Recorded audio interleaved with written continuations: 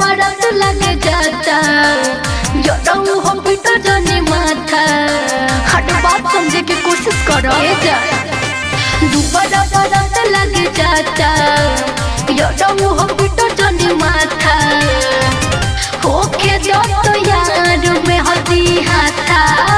के धोबे तो ना होके जो तो यार में हदी हाथा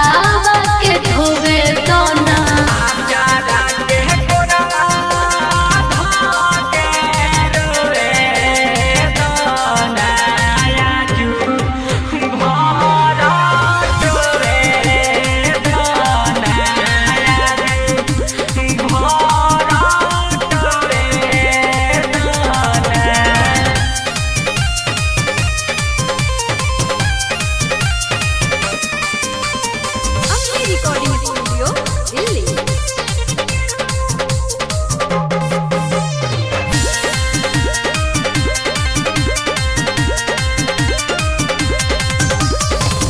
माई बाप के पकड़ी के रखो तानी लाज हो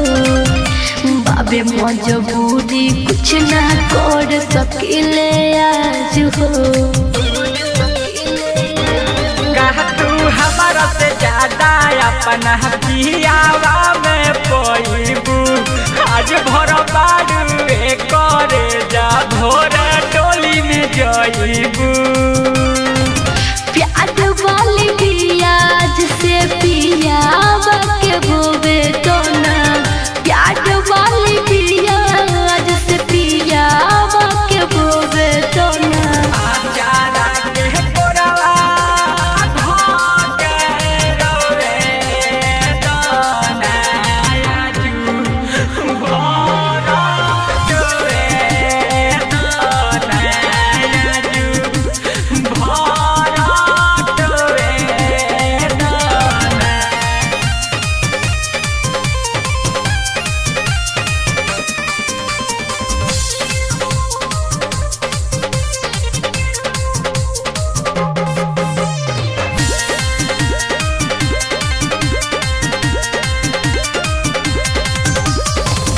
आखरीबा मिलन कल से होई नहीं बेट हो रखले बार फोटो जौन कदी हडिलेट हो कि तोहार फोटो देखी रानी हम जिंदगी अपन दिल गम बर्दाश्त ना होई तो हम शराब जाके पीले राजा जौवन हो खाताऊ होबे तो ना नीरमल योगे जौवन हो खाताऊ होबे तो ना